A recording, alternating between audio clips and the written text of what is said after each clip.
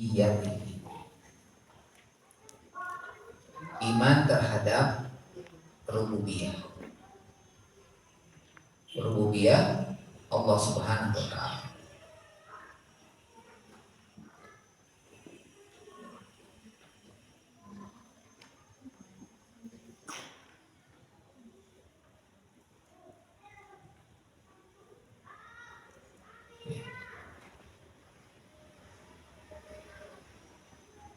Ai bi annahu wahdahur rabbi la syarika lahu wala muayyan.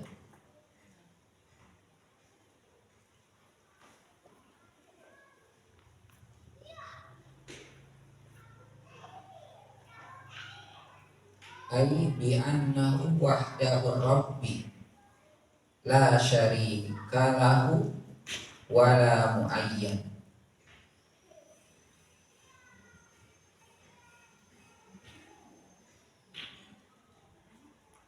Ai adalah, jadi iman kepada Allah, kepada rububiyah itu adalah bi annahu, bahwasanya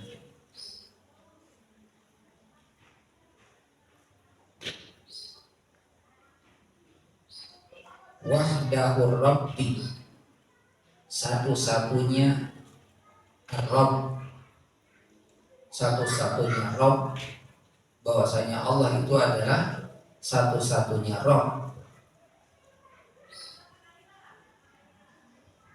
La syarika, tidak ada sekutu.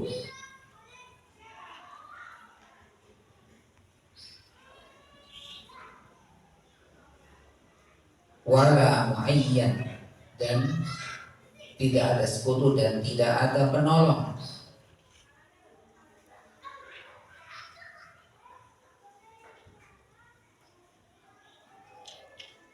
Ya, jadi iman terhadap rububiyah itu adalah bi annahu, bahwasanya Allah itu wahdahu rabb, satu-satunya Rabb. Nah, jadi ketika diartikan satu-satunya Rabb, Rabb itu artinya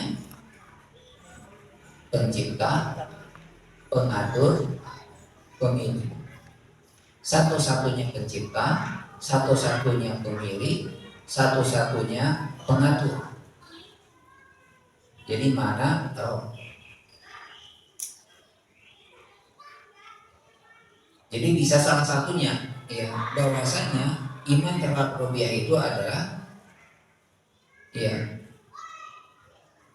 beriman sepenuhnya kepada Allah Ar-Rabb yang mengatur, la syarika, yang tidak ada sekutu, tandingan, wala muayyan, dan tidak ada yang bisa menolong selainnya.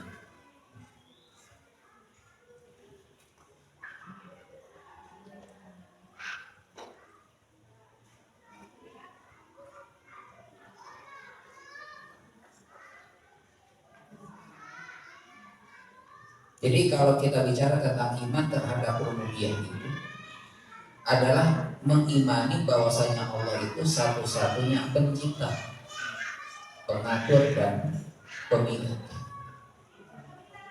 Warabbu, ya, nah di sini lebih dijelaskan lagi. Warabbu, dan Rabb, makna daripada Rabb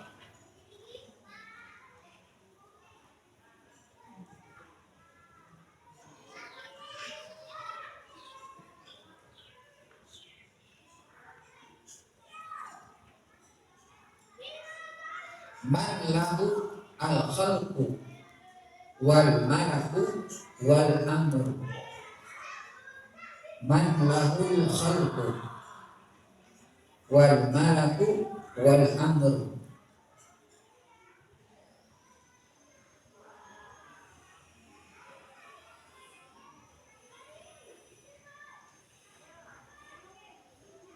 Ya, Rabb, dan Rabb itu adalah man lahu, zat, al-khalqu, yang menciptakan, al-khalqu, yang menciptakan, wal malku wal malaku, ya wal malaku,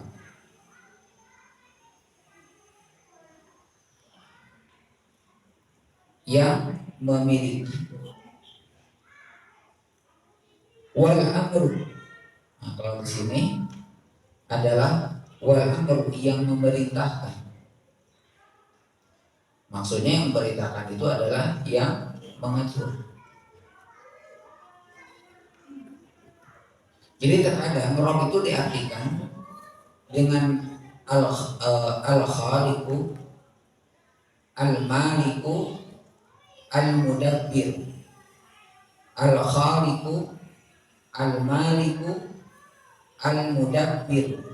Al-khaliqu yang menciptakan, al-maliku yang memiliki, al-mudabbiru yang mengatur. Nah, kalau di sini Allah itu adalah al-khalqu wal mulku, bukan wal malaku ya, wal mulku wal amru. Al-khalqu yang menciptakan, wal mulku yang memiliki, wal amru yang mengatur, apa yang memerintahkan. Soalnya maknanya sama saja ya. Jadi ketika nanti kita ditanya apa itu Rabb, nah, Rabb itu maknanya adalah al-khalqu, al-mulku, wal amr. Dia itu adalah yang menciptakan, yang memiliki, dan yang memerintahkan atau yang mengatur.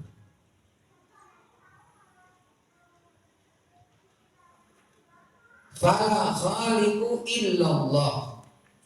Fala khaliqu illallah. Fala, maka tidak ada khaliqu yang menciptakan, illallah kecuali Allah. Illallahu. Wala maliku illa huwa. Wala maliku illa huwa. Wala, dan tidak ada maliku yang memiliki, illa kecuali huwa, dia. Dia di sini adalah Allah. Wala amru, dan tidak ada amru yang memerintahkan atau yang mengatur, illa lahu, kecuali dia.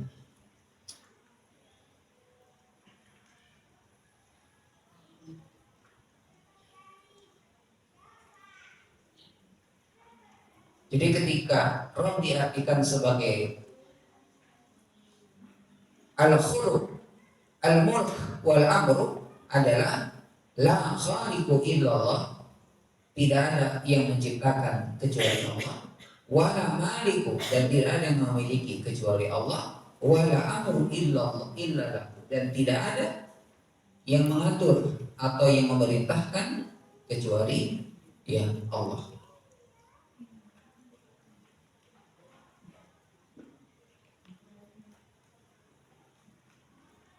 Qala Allah Ta'ala, sebagaimana firman Allah Subhanahu wa Ta'ala, ala lahul khalqu wal amr. Ala lahul khalqu wal amr. Ala, ingatlah,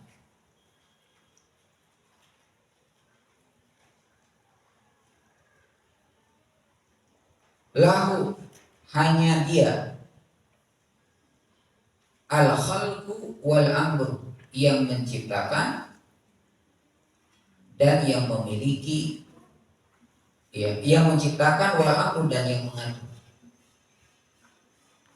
Ingatlah, hanya dialah yang menciptakan dan yang mengatur atau yang memerintahkan. Ini dalil yang berkaitan dengan al-khalqu wal amru. Wa qala, dan demikian pula dalam ayat yang lain Allah berfirman, dzalikumullahu rabbukum lahul mulk. Ya. Walladzina tad'una min dunihi ma yamlikuna min qitmir.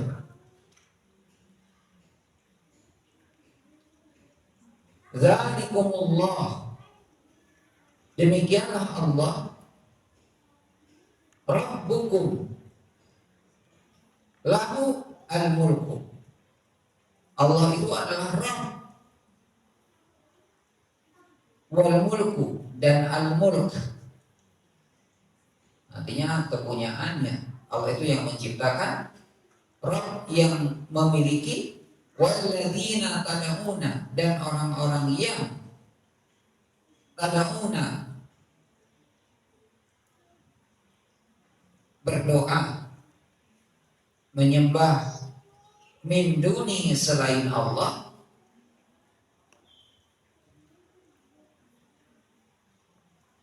ma yamlikuna, tidaklah yang likuna mereka memiliki,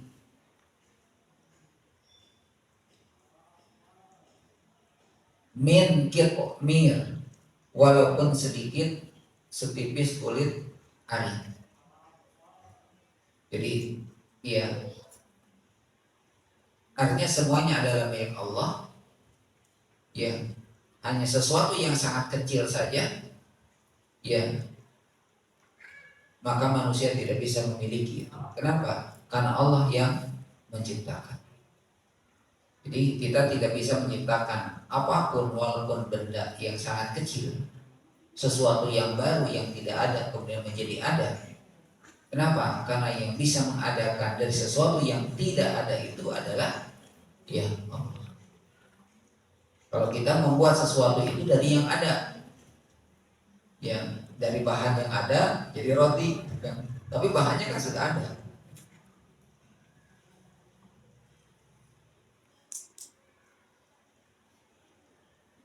Nah, kemudian di sini di bawah disebutkan walam ya'lam anna ahadan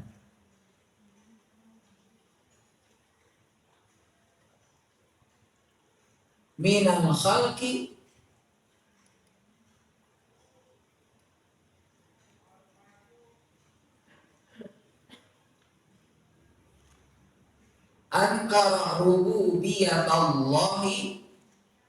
ankara rububiyatallahi subhanahu.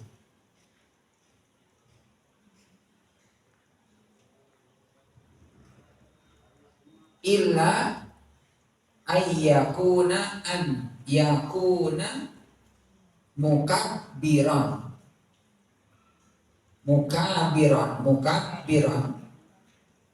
mukabbiran, makabiran, ya, ayyakuna makabiran ghairu mu'taqidin bima yaqul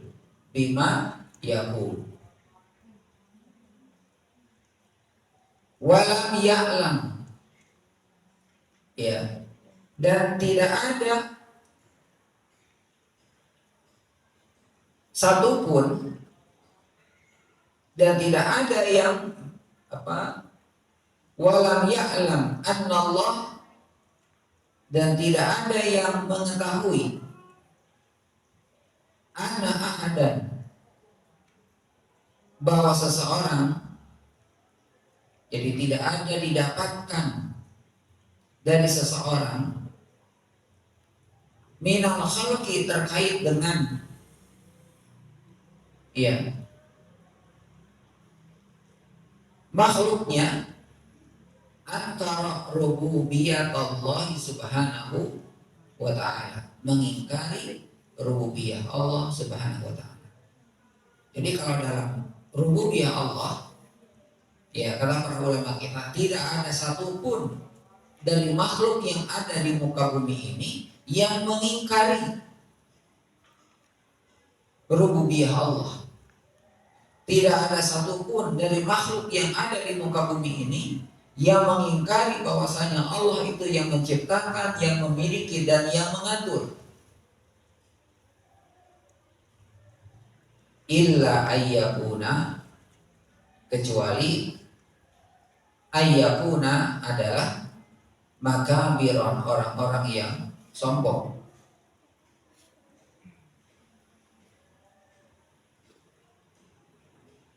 Ghairu mu'taqidin, ghair yang tidak yakin, yang tidak meyakini bima yaqul dengan apa yang, dan tidak yakin dengan apa yang diucapkannya. Jadi kata para ulama kita, tidak ada satupun makhluk di muka bumi ini yang mengingkari akan keberadaan Allah, bahwasanya Allah itu adalah yang menciptakan, kecuali mereka adalah orang-orang yang sombong, ya, yang tidak meyakini dengan ucapannya. Seandainya mereka menolak, maka penolakannya itu didasari dengan ketidakyakinan. Kenapa? Karena sebab kesombongan. Jadi kalau ada orang menolak Allah Subhanahu wa taala yang menciptakan, hakikatnya dialah adalah orang-orang yang sombong. Ya, walaupun sebenarnya dia tidak yakin terhadap dirinya sendiri dengan apa yang dikatakannya. Kenapa? Karena fitrah manusia sebagaimana iman terhadap wujud Allah, fitrah manusia itu meyakini tidak mungkin ada sesuatu yang ada ya ketika tidak ada yang mengadakannya. Karena itu apa? Fitrah. Nah, sebagai contoh, kama hasala min fir'auna, kama hasala sebagaimana yang dilakukan Fir'aun, ya, sebagaimana yang dilakukan oleh Fir'aun. Hina qala liqaumihi, hina qala liqaumihi, hina ketika berkata kepada kaumnya, ana rabbukumul a'la, kata Fir'aun, ana rabbukumul a'la, aku adalah Rabb kalian yang maha tinggi.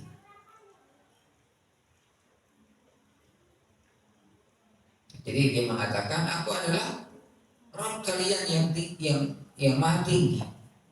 Wa qala, begitu juga di dalam ayat yang lain. Ya, Allah mengatakan, ya ayyuhal malak ma 'alimtu lakum min ilahin ghairi. Ya ayyuhal malak ma 'alimtu lakum min ilahin ghairi.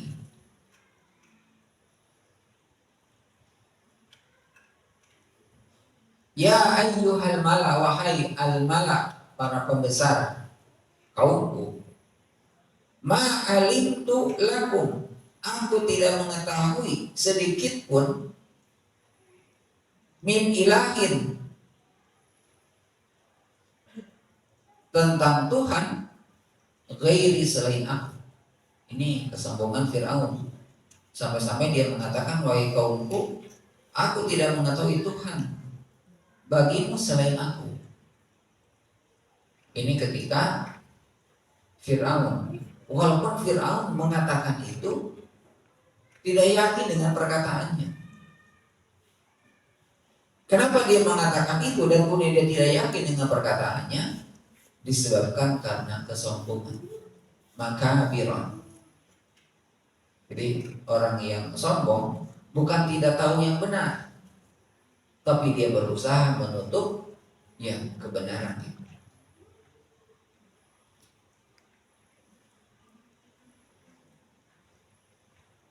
Lakin dzalika laisa min an aqidatin. Lakin dzalika laisa an aqidatin.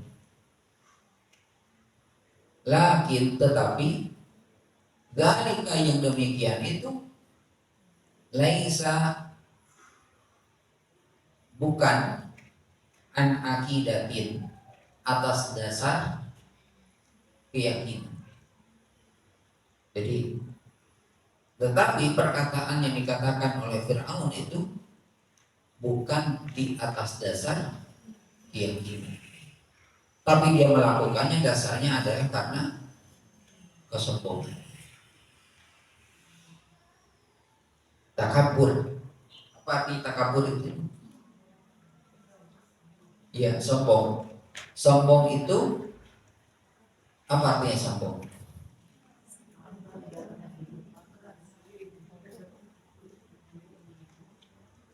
Kalau merasa diri berlebih namanya ujub. Iya, ujub takabur misalkan. Takabur atau sombong itu adalah batrul haq wa ghamtun nas.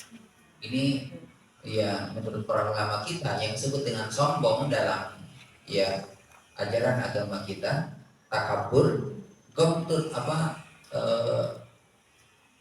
batrul haq, menolak kebenaran. Orang sombong itu adalah batrul haq, orang yang menolak kebenaran, wa ghamtun nas,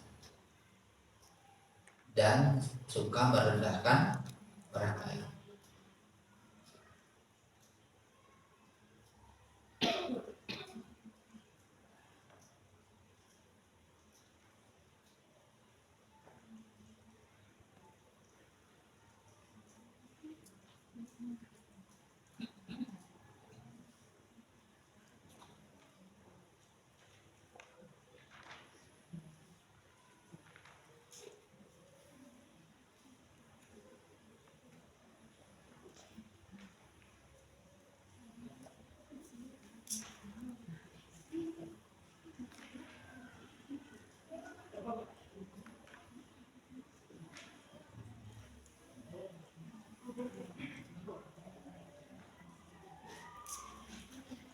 Yaitu disebut dengan takabur. Takabur itu adalah sombong, ya, bukan sombong menurut bahasa kita. Sombong dalam agama kita maksudnya adalah batrul haq. Ya, termasuk orang sombong itu orang yang tidak suka dikasih tahu, ngeyel. Gitu. Sudah tahu salah dikasih tahu, ya, tidak mau tahu gitu kan. Bukan tidak tahu, tahu, tapi dia tidak mau tahu. Itulah orang yang menolak kebenaran. Ya, batrul haq, menolak kebenaran. Makanya orang-orang kafir itu, salah satu sifat orang kafir itu dalam surat Al-Baqarah ayat 6, a'anzartahum am lam tunzirhum. Apakah mereka dikasih tahu atau tidak dikasih tahu? La yu'minun, mereka tidak akan beriman. Itu hanya sifat orang kafir saja. Ya, orang kafir itu dikasih tahu ataupun tidak dikasih tahu, ya, dia tetap kekeh dengan keyakinan. Beda dengan sifat orang beriman. Tawasau bil haq wa tawasau bis sabr. Saling mengingatkan. Ya, saling mengingatkan.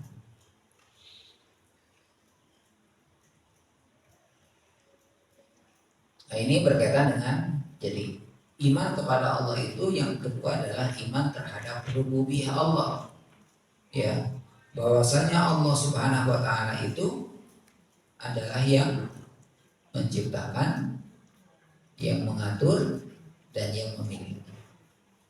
Ya. Dan tidak ada, kata Allah, tidak ada satupun yang menolak akan Rabb-nya Allah, menolak akan rububiyahnya Allah, kecuali orang-orang yang sombong.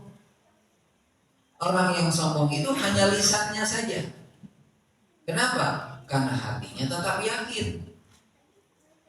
Bahkan dia sendiri tidak meyakini terhadap ya ucapannya.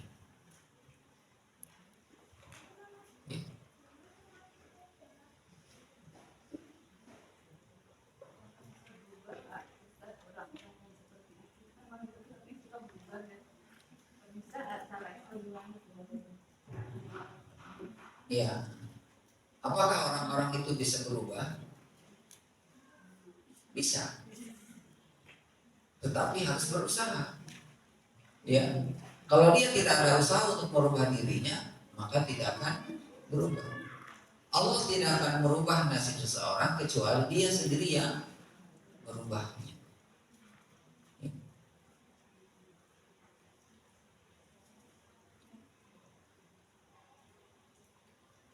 Nah, beda dengan sifat orang-orang beriman itu. Kalau orang-orang beriman itu, ya, kadang berbuatnya itu kadang begitu, kadang tidak. Tetapi kalau orang-orang beriman, dia sadar itu adalah salah, walaupun dia melakukan kesalahan itu. Ya. Kemudian Allah Ta'ala, Allah Subhanahu wa Ta'ala berfirman,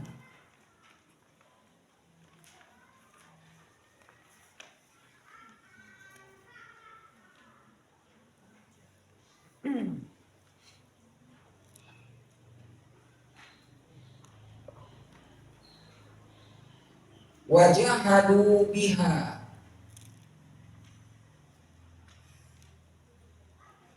wajahadu biha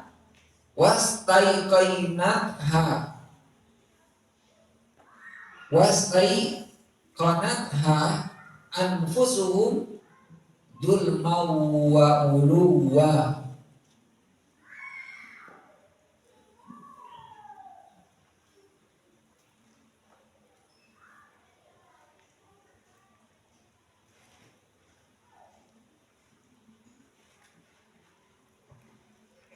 Ya. Wajahadu biha, dan mereka mengingkarinya.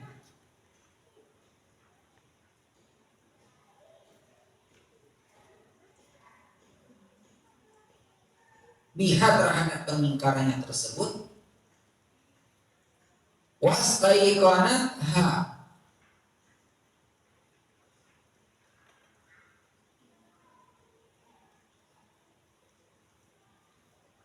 dan mereka meyakininya. Di sisi lain mereka mengingkari, tapi di sisi lain dia meyakininya kebenaran. Anfusakum, dalam diri mereka. Wajah mereka mengingkarinya dan mereka meyakininya dalam diri-diri mereka.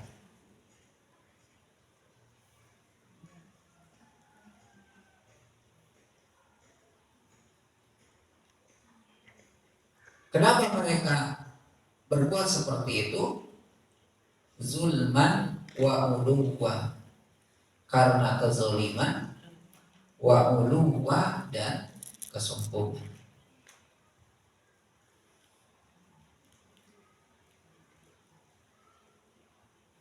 Sama lah kalau misalkan kita ya melakukan sesuatu kesalahan, ya hati kecil itu tahu itu salah gitu. Karena fitrah manusia itu tahu itu tuh salah gitu. Ya. Tetapi karena hawa nafsu, kesombongan, maka dia lebih dominan. Kapan dia sadar? Terkadang ketika mendapatkan musibah, baru dia sadar. Dari Sumatera ya hari ini. Bukan tidak tahu dampak dari penggundulan hutan itu, mereka tahu. Karena kesombongannya, karena kezalimannya, tidak mau tahu. Akhirnya terjadilah hal ini. Walaupun mereka tetap mengingkarinya, ya mereka tetap mengingkarinya. Walaupun hatinya tidak bisa dibohongi. Jadi orang yang berbuat salah itu bukan karena dia tidak tahu itu salah, tahu. Ya, bahkan seandainya seseorang tidak tahu agama, maka dia akan tahu mana yang baik dan buruk itu. Kenapa? Karena itu fitrah manusia. Jadi hati yang paling dalam itu, ya semua manusia itu lurus hatinya itu. Tetapi karena hawa nafsu, kesombongan, maka semua jadi berubah. Seperti di Pangalengan hari ini kan, lagi rame karena kebun teh ya ditebang kemudian jadi sayuran. Mereka berpikir sesaat, nanti dampaknya soreang gitu. Sama dengan kita di atas, ya, di atas dampaknya di mana? Cicahe. Dan itu pernah terjadi mungkin 3 tahun yang lalu ya, pernah terjadi banjir bandang. Ya, kalau di Sumatera banjir bandangnya pohon. Kalau di Cicahe banjir bandangnya lumpur, tanah merah. Itu mungkin 3 tahun atau 4 tahun yang lalu lah. Ya. Dan semuanya tidak ada yang menyangka. Bahkan ada sebagian Pak RT di situ lagi lihat-lihat sungai, karena kalau hujan itu sungai itu naik. Jadi mereka lihat-lihat, tiba-tiba rumahnya, setengah rumahnya tenggelam. Dan itu ya baru pertama kali kata mereka. Walaupun sebelumnya katanya pernah terjadi, tapi entah beberapa ya tahun yang lalu. Jadi orang yang berbuat kemungkaran bukan tidak tahu Allah, bukan tidak tahu perintah Allah, bukan tidak tahu larangan Allah, mereka tahu. Tetapi karena apa? Kesombongan itu, sehingga kemudian mereka melakukan sesuatu yang di luar nalarnya. Karena apa? Hawa nafsu atau kepentingan yang sesat.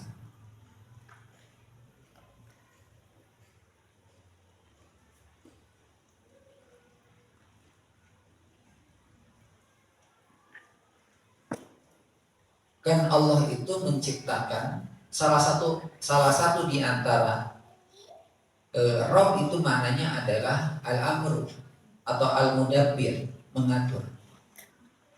Salah satu bentuk aturan Allah itu ada perintah dan ada larangan. Kira-kira apa fungsi perintah Allah itu? Ya, kenapa Allah memerintahkan sesuatu kepada kita?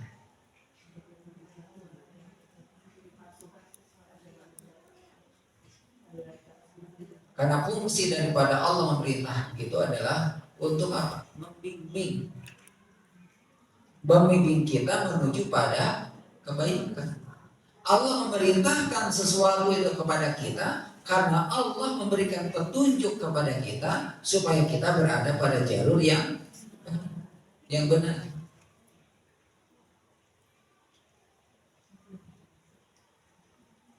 Ada enggak perintah Allah yang tidak bisa kita lakukan?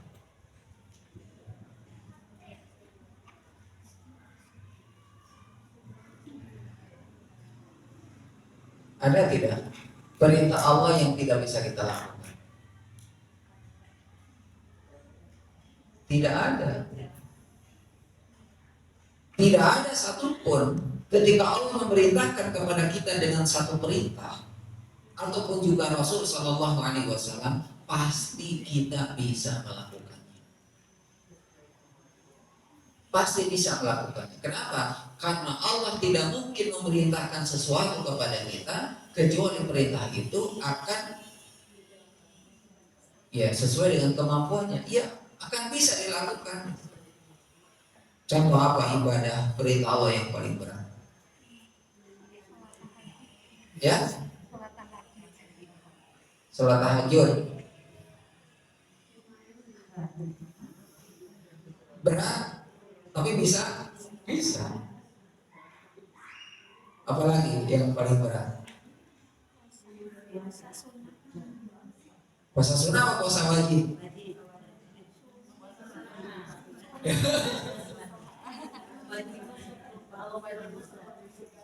Kalau wajib terkadang lebih mudah.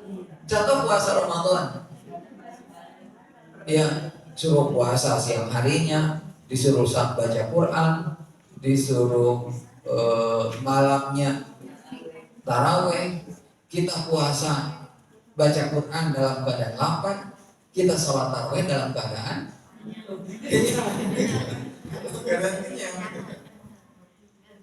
tidak ada. Bahkan justru ya perintah Allah yang tidak wajib itu justru yang lebih berat kita lakukan. Contoh puasa ya, puasa Senin Kamis itu bukan wajib tapi berat. Kenapa? Karena lingkungan. Ya.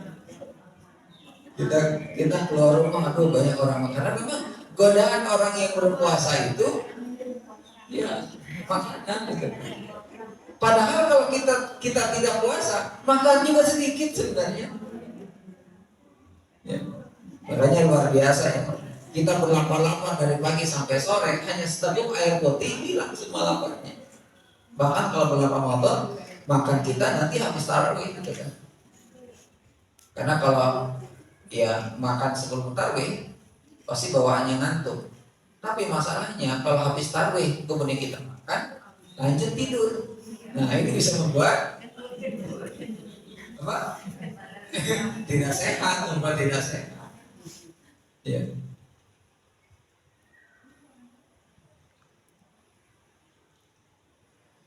Ya, jadi salah satu di antara fungsi perintah Allah itu adalah apa?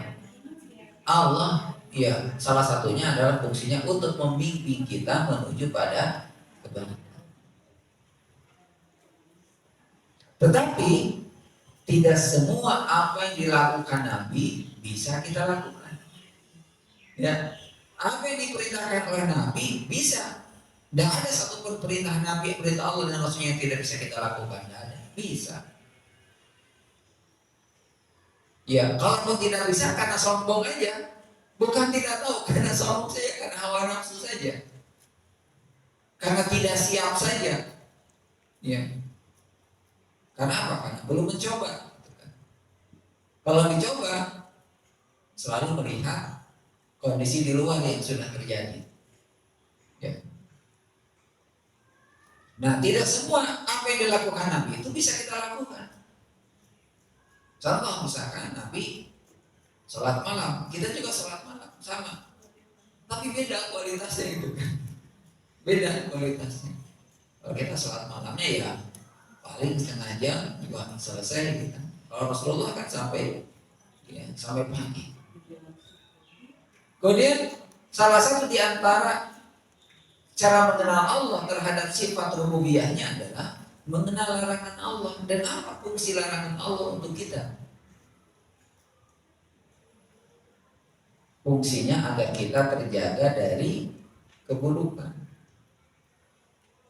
Kalau kita meninggalkan sesuatu yang dilarang oleh Allah, tidak lain tujuannya agar kita terhindar dari keburukan.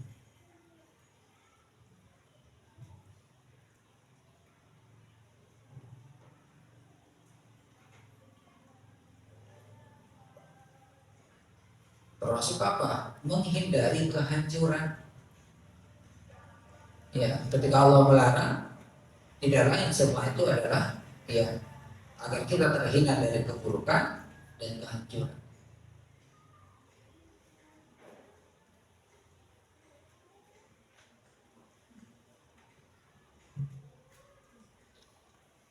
Nah, jadi kalau masalah iman terhadap Allah, terhadap rububiyah, Allah itu yang menciptakan, semua itu percaya. Cuma masalahnya mau diatur tidak gitu kan. Ya. Kan Rob itu yang menciptakan. Semua orang yakin dan tidak ada satupun orang yang menolak Allah itu yang menciptakan. Cuma terkadang kita iman kepada Allah dalam rububiyah itu hanya iman terhadap yang menciptakan saja. Allah yang menciptakan, Allah yang memiliki semua itu. Tetapi ketika Allah berbicara, Allah juga yang mengatur. Kadang kita tidak siap. Ya. Hanya iman terhadap Allah itu adalah orang yang siap dengan aturan Allah Subhanahu wa taala. Kenapa? Karena tidak